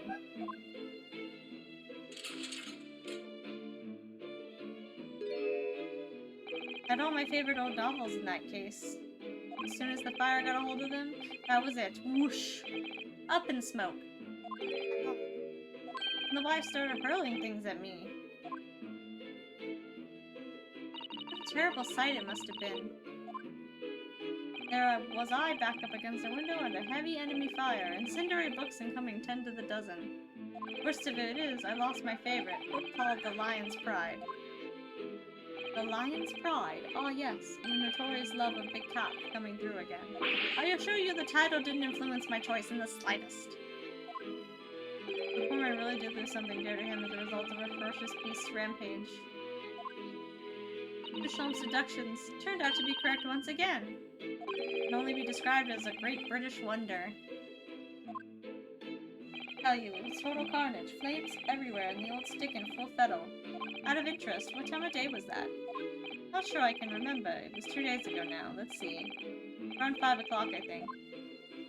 At exactly the same time, a terrifying incident was unfolding outside your window on the street below. Even more terrifying in the inside, I can assure you. The whole blighty could have been flattened outside my window at that moment, and I wouldn't have noticed a dash thing. Really?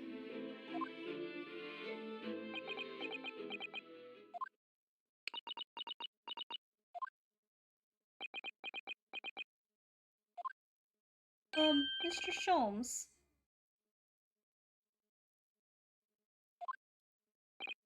Yes, Mr. Nolito, what can I do for you? I think we've got to the bottom of Mr. Garadip's situation now, but what does it have to do with Mr. Natsumi's circumstances? Can't help you there, I'm afraid. What? My dear fellow, if you recall, I did say as much from the onset. I warned you that although I knew the retired Omni-Man to be hiding something, I could not be sure whether his secret would prove to be of relevance or not. Just knew you were going to say that. Now, Mr. Nolito, you mustn't lose heart. And mind that all things fall into one of only two categories. Those relevant to the case, and those not. That makes no sense to me. Well, no matter. It is of far greater importance that you make up your mind now. Sorry? Visiting hours at the prison will be over soon. It looks at Mr. Natsumi's case. We have official paperwork to attend to. But that's it. No more time to think. Perhaps you'd like to betake yourselves to bidding us farewell now. I must prepare supper for Mr. Garadeb. Oh yes, I'm so sorry. Thank you both very much for your time. Soseki-san will be waiting for us. I'm going to have to give him an answer.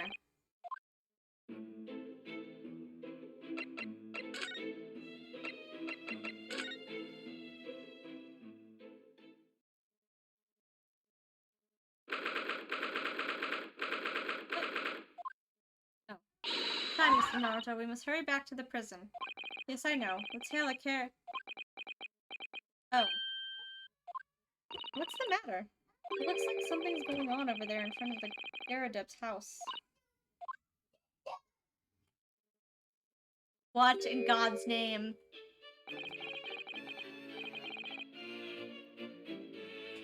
I should just stop here. What the fuck? I know thee not, old man. Fall to thy prayers. Who are you calling old man, you rum-looking niminy-piminy? There are more things in heaven and earth, Horatio, than are dreamt of in your philosophy. I can't do this.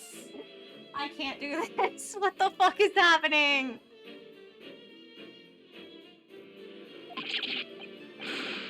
Who's this Horatio fella? What are you on about? Excuse me. What the? Who are you now? I'm sorry, it just looked as though there might be some problem here. My associate here, Mr. Rainuski Naruto, is a lawyer, you see. If I can be of any assistance, I'd be happy to help. I'm from Japan, but I have studied English law. Fine, I'll be on me way for today. You mark my words. This ain't over yet. Just this shit. Too tired. Get thee to a nunnery. Why are you quoting Hamlet? Buy more in the future for Christmas.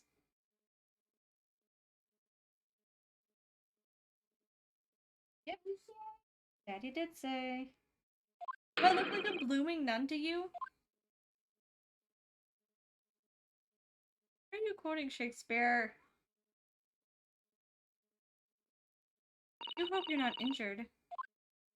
Oh, fair Eastern maiden, thou art so gentle. Thank you. What's that all about?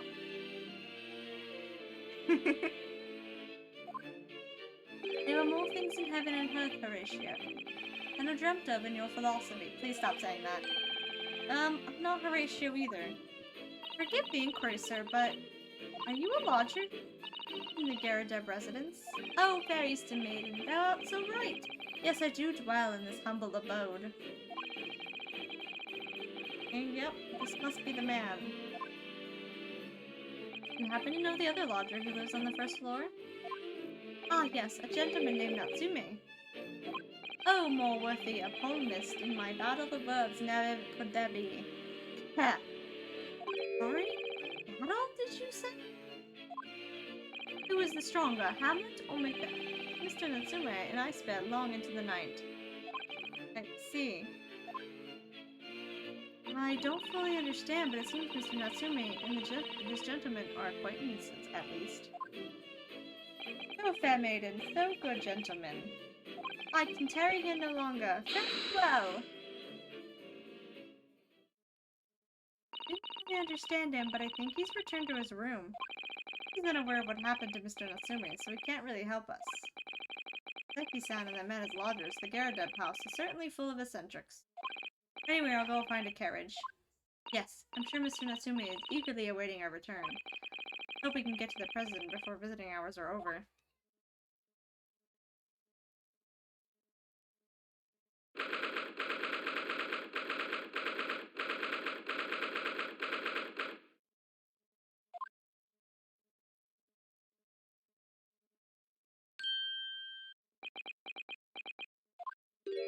Oh, it's you! You're here! You came!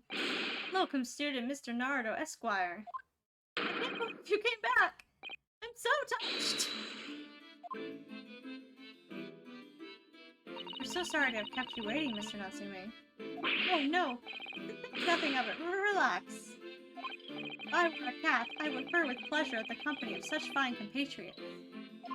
noble, nurturing, never-failing Nipponese. Oh no, let's not get carried away. Oh, I quite agree. There was nothing more reassuring than the familiarity of one's native land. On the other hand... Oh god. It is through friendship, transcending international borders, that one truly appreciates the fact. Such is my belief, at least. It's you! The miserable, rotten spy! Hairlock Sholmes! Mr. Sholmes, what are you doing here? I have no intention of doing anything, per se. Save of observing, of course. Whatever do you mean, Mr. Sholmes? Well, having encountered some curious reading material in that gloomful room, and having unmasked the secret identity of that eccentric pair, I decided I should drop in on my way home, to see how our divested friend is faring. Gloomful room?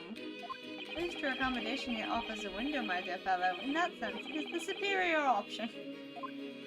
You're an asshole, Holmes. Anyway, I must commend you on your taste in books. My day has been a delight, and cost me not a penny. How dare you! Ugh. I've had it.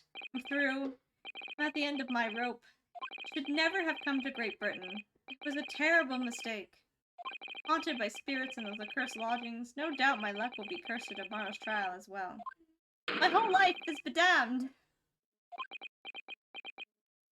What are you thinking, Mr. Naruto?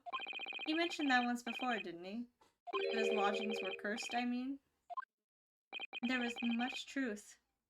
Mustache's words. What? Cursed is a wholly appropriate description, I would say. The man's lodgings, and indeed, for tomorrow's trial.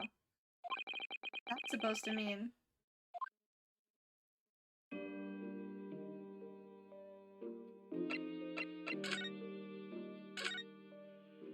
I'm assuming, what did you mean by what you just said now? About the trial tomorrow being cursed. Oh no, why are you looking so grave? You're making me nervous. I was just getting carried away, that's all. I didn't mean anything by it. Oh, I see. That's really agitated him. You don't mean the trial's really cursed somehow? Sholmes, don't.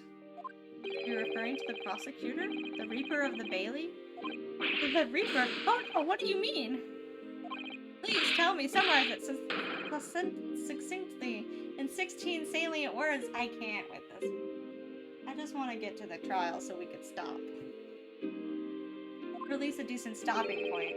No defendant has ever survived a trial in which the Reaper stands for the prosecution. Ever. Except the last one! Though he did burn alive. Never mind. Oh my goodness! Can it really be true? That was 16 words exactly! Yesterday, Mr. Naruto successfully defended someone against the Reaper. But then, after the trial was over,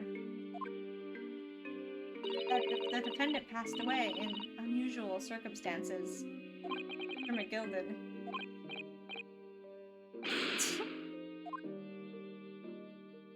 Ah, I'm impressed, Miss Suzato. You have an eye for detail. Actually, the Lord Chief Justice told us. Mr. Sholmes, surely it can't be that having failed to have the convicted, Lord Van Zeeks killed the man himself.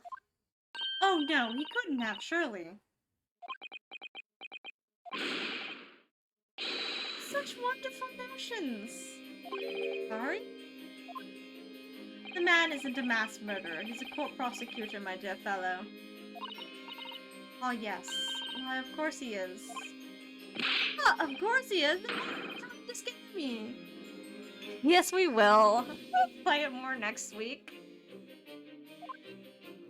It could be said, however, the real truth about the man is even more terrifying than your hypothesis. Oh yeah, Sholmes and him know each other. If I remember right. Oh god, wrong button. What on earth do you mean by that? Let's talk about my boy, the Reaper. Van Zeeks is quite an exceptional man. However, in London courts of law, exceptional does not equate to winning every case without exception. Ah, that's good.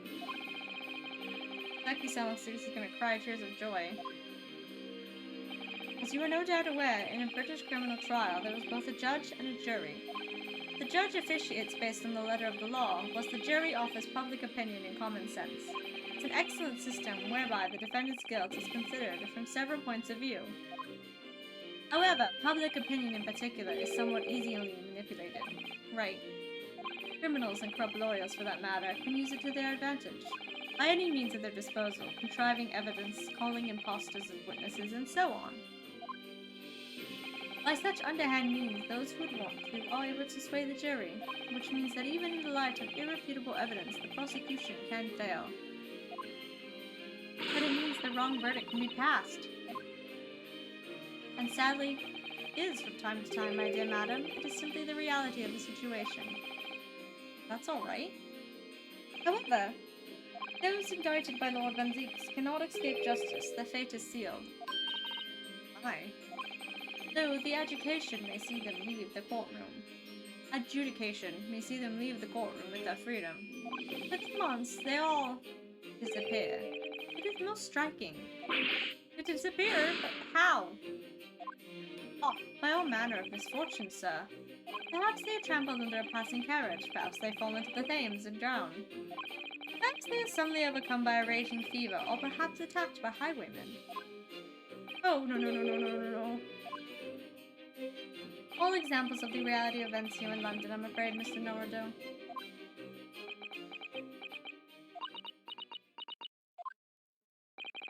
I knew it. I'm dead. Dodo, done for, doomed.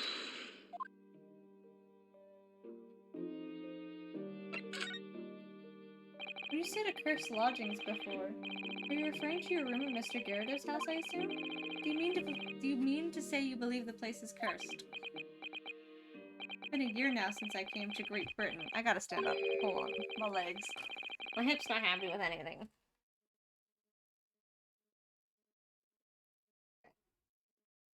But I've only been in London a week before I started to notice strange feelings in myself. That didn't take long. Everywhere I looked, there were foreign faces staring at me, laughing behind my back. I was sure people were talking about me. They were always staring at me, all the time, from dawn to dusk. I shut myself away in my room, but even that didn't help. The fear wouldn't go away.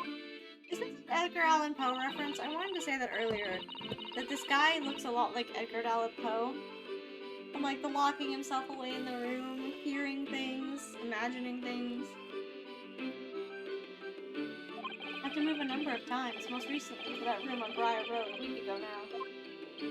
Yes, why did you choose there? It seems a little inconvenient. The rent is cheap. I have so little money, it appealed to me straight away. Of course I asked why it was so affordable. The landlord just simpered and said, "The room is cursed. Oops."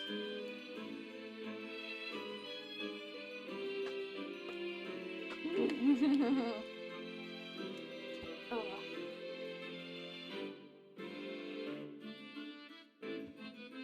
He quickly tried to cover his mistake, but it was too late, so I told him. If you have something to say, then say it, but if not, don't mention it in the first place. Yes, well said. It was true. It was all true. You mean, it really is cursed then? Ever since I moved into that windowless hellhole, my sleep has been plagued with nightmares. I awake, feeling as though I'm being choked to death. And in my waking hours, people are stabbed in front of me as I walk down the street. I'm branded a killer, thrown in prison. Nobody wants to know me. I'm surrounded by scary, sinister spirits.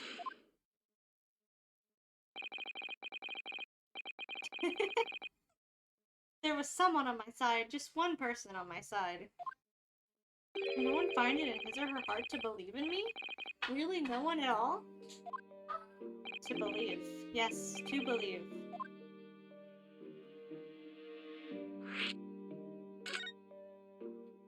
Mr. Sholmes. Oh, me, Mr. Norado. Pray, what can I do for you? About the case on the SS Beria. You recall? The Beria. Oh, that case. The one with the snake. Well, yes. at the time I was the suspect, but you believed in me and listened to my side of the story. And you helped us to investigate. Did I? Interesting. What I want to know is, why? Why did you believe me? See, yes, you mean... You a grimly dressed, shady Easton fellow found with the victim in a locked room. Well, if you like, yes. Hello, kitty.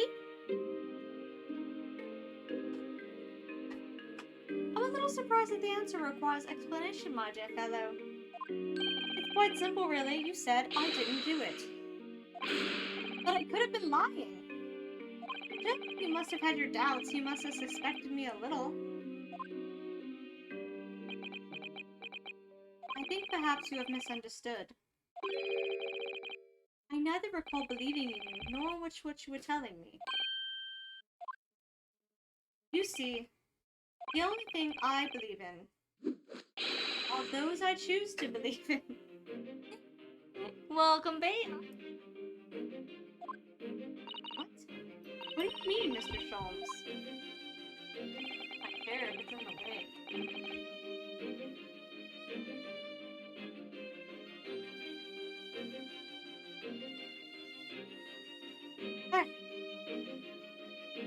If I like to believe in something, I do. The circumstances can hang as far as I'm concerned. But I could have betrayed your trust. In that case, I should have made an elementary error of judgment, nothing more. Betrayal of trust is an overused excuse, in my opinion. Whether or not one should trust another is, in the final analysis, down to oneself. It is a matter of whether or not one can trust oneself. Yes, he's right. He's right, locum student Mr. Naruto Esquire. Whether or not I can believe in myself.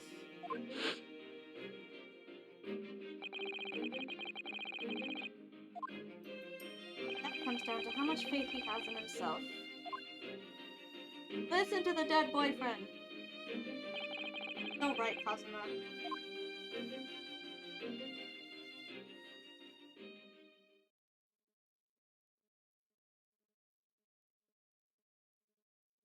Well, my dear fellows, it is time we were leaving, I believe. Already? Visiting hours are over. The guard will be here shortly to escort us out. There's a restaurant near here that serves excellent trout. Would you care to join me? Oh dear. Never enough time, is there? Kazuma. The dead boy Kazuma boyfriend. The man with the sword. That dead boyfriend.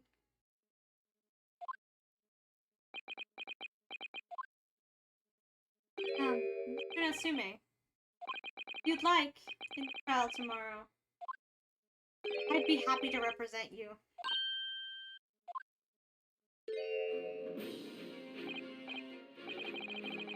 I'm not gonna say that again. Yes, the one with the ribbon. As I said, I only experienced a British courtroom for the first time yesterday, and although the man I was representing was found not guilty, I lost sight of something crucial. Something crucial? What to believe in? The defendant, justice, or the truth? How to believe, even. But I think I finally worked it out. I've decided I must believe in myself above all else. To trust my instincts. Yes, Mr. Naruto. I never got to see Major. What a shame. My instincts are telling me that you, Mr. Natsume, are innocent of this crime. And it's imperative that we prove that in court. Welcome, student, Mr. Naruto Esquire. I will fight for your innocence until the bitter end with every weapon available to me. So I hope you'll permit me to represent you tomorrow. I said when we first met, I'd like to entrust my fate to someone who will listen to me in my native tongue. Of course, Mr. Natsume. To be fair to say, Mr. Naruto, that your mind was, in many ways, made up from the outset. You really needed the events of today to fully realize it. Yes, I think you're right about that.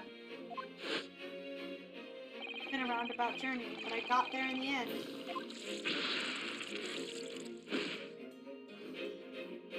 Mr. Zato? Yes? Would you be willing to stand by my side tomorrow and help me in court? Absolutely. As I said this morning, you may consider me your personal judicial assistant.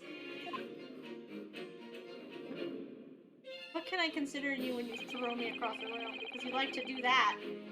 Shocking events of yesterday's trial still weigh heavily on my mind, but it's time to stop looking backwards. Cosimo believed in me, and Mr. Sholmes believes in me now too. So it's time. Time that I learned to believe in myself. Sozeki-san is no one. He's all alone. It's my job to help him, to fight his corner. Tomorrow, in the courtroom. With all the strength I can muster.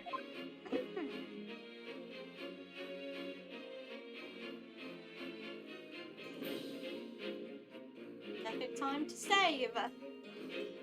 My voice is failing me!